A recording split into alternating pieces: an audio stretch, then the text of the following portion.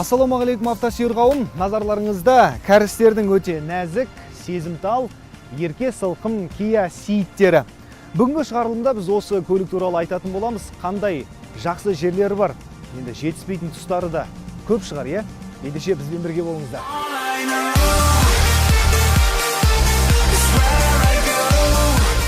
Бүгін біздің қолымызда Kia Ceed-тің екінші ұрпағы. Жалпы бұл шанақ Женевада 2012 жылы таныстырылды. Сол күннен бастап тұтынушылардың көңілінен шықты, мақтауына, мадағына ие болды. Енді жалпы кәрістер өзі осы шанақты құрастырғанда өзгерткенде әрбір детальға мән берген. Мәселен, маған ұнайтын тұсы мына екі шеттегі айнасы. Мына бір жерлеріне қарасаңыз, бір өзге планеталық бір көліктердің бөлігі секілді. Бұл енді маған ұнайтын тұсы. Жалпы енді дизайнге келетін болсақ, алдыңғысына қарағанда жинақы болған, жалпы спорттық мінезді байқауға болады. Енді осы көлік таныстырылған күннен бастап бұны көргендер бірден жолбарыстың тұмсығы деген ат берді бұған. Бірден айта кетейін, Kia Ceed-тің толық нұсқаларында, толық комплектацияларында шамдарының төменгі бөлігі жарық диодты шамдар қойылған. Яғни осылар күйіп кете береді, сол ауруы. Бұны ауыстырып әуре болмаған дұрыс, өйткені ауыстырсаңыз енді уақыт өте келе бір-екі апта, бір айдан кейін тағы да бұл істен шығатын болады. Екінші бір минусы мына бампердегі тұманға қарсы шамның жанындағы мынау хромдалған пластмасс. Бұл да уақыт өте келе хром өзінің түсін жоғалтады, сөйтеді де бамперіңіздің көркін бұзады.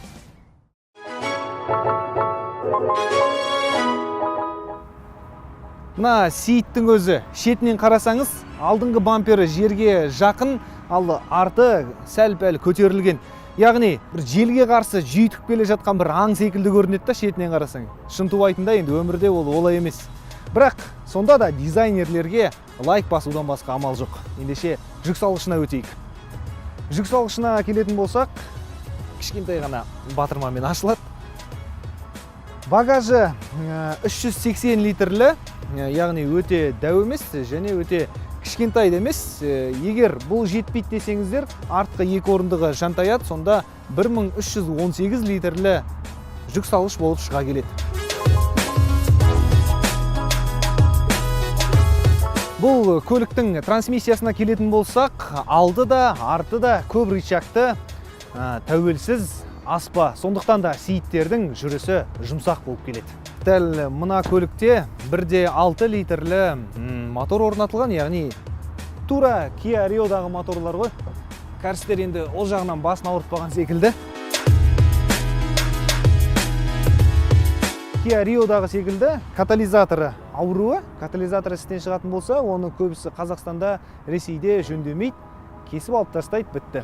Солай айдап жүре береді. Негізі сұйықтықты, майын дер кезінде ауыстырып тұрса, бұл мотор ұзаққа шыдайтын мотор PVT жүйесімен орнатылған. Енді осы тұста тағы да айта кетейін, мұнда Kia Ceed-терде 1.4 литрлі, 1.6 және 1.6 қателеспесем турбо орнатылған моторлар бар. Ең сенімді, тексерістен өткен төзімді мотор осы 1.6 литрлі моторлар. Енді Kia Ceed-тің жалпы салонына келетін болсақ, енді өзіме ұнады, шыны керек. Содан кейін мына көлік 2014 жылғы ең толық комплектациядан бір саты төмен, яғни панорамды шатыр жоқ және 17-ші дөңгелек жоқ. Қалғанның бәрі бар. Электронды орындықтар емес, бұл жерде қолмен барлығын. Қалған барлығы толық комплектация деп айтсақ болады. Енді біріншіден рөліне тоқталғым кеп тұр. Рөлін жылытатын функциясы бар. Рөлінің өзінде жаңағы 3 функциясы бар. Яғни функция болғанда, мәселен, рөлді өте жұмсақ қылуға болады. Содан кейін орташа қылуға болады және алыс жолда кетіп баратқанда рөлді ауыр қылуға болады. Сонымен қатар қораптың сатыларын мына қолда ауыстыруға болады. 2 аймақта климат бақылауы бар. Содан кейін push-start бар. Функция өте көп, бәрі адамға керек, ыңғайлы. Енді панеліне келетін болсақ, панелде адамға түсінікті, міне 8.4 литр жейді екен 100-ге. Бұл қаланың ішінде көрсетіп тұр. Ақпараттық таблоларда түсінікті, ыңғайлы, бірақ мына жерде жаңа судың температурасын көрсететін функциясы жоқ екен.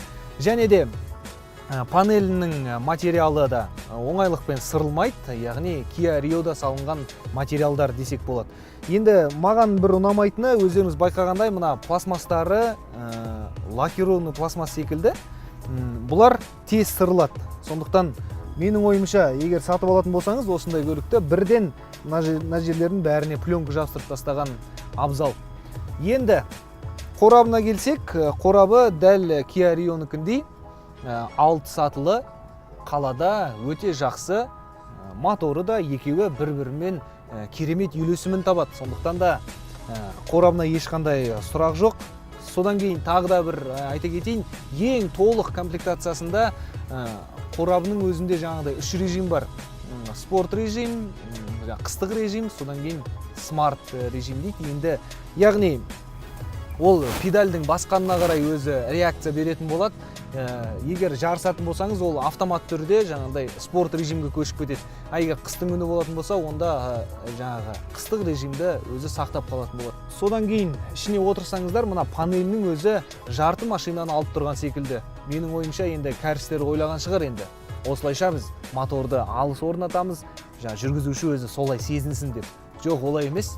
Панелді менің ойымша бұдан да кішкене жинақылау қылып істеуге болатын еді. Бұлай орындығының ыңғайлылығы жалпы жүргізушіге арналып жасалған. Енді қанша толық комплектация болғанымен бұлардың орындықтары толық былғары болмайды. Тек кейбір жерлерінде ғана былғары болады. Бүкіл Kia Ceed'тердің жаңағы толық комплектацияларында осындай былғары рөл болады ғой. Бұл былғарылары өте нәзік, яғни осы бергі шеттері тез жыртылып кетеді екен. Сондықтан да бірден чехол кигізіп тастаған абзал.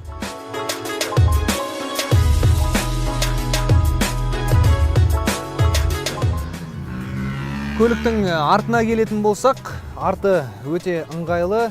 Мәселен, мына мен рөл жақтағы орындықты өзіме ыңғайлы қылып жасап алғам. Яғни мен дәл өзімнің артында отырым деген сөз.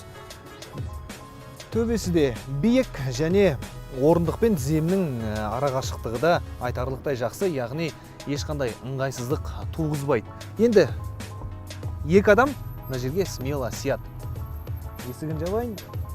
Дыбыс изоляциясы да Kia Rio'дан қарағанда жақсы десек болады. Құрметті достар, хабар соңында түйін. Kia Ceed таза қалаға арналған көлік. Бұл енді Алматының шетіндегі жолдарға мұның аспасыз шыдамайды. Ол бір, екіншіден салонға лық толып ап, тауға шығам деген ол бос әңгіме, өйткені асты пәс ілініп қаласыздар. Сондықтан тыныш қана қаланың ішінде 60-тан асырмай айдаған жөн бұл көлікті. Тағы да бір айта кетейін, осындай Ceed айдаған танысымның айтқаны. Есігін қатты жауып едім, топсасы сынып кетті деді. Бұл менің хабар барысында нәзік деген сөзімнің дәлелі. Сондықтан осындай көлік алатын болсаңыздар, көңіл бөліп, қарап, мәпелеп жүріңіздер. Яғни Kia Ceed кәрістердің ерке тотай мінезді қыздары секілді.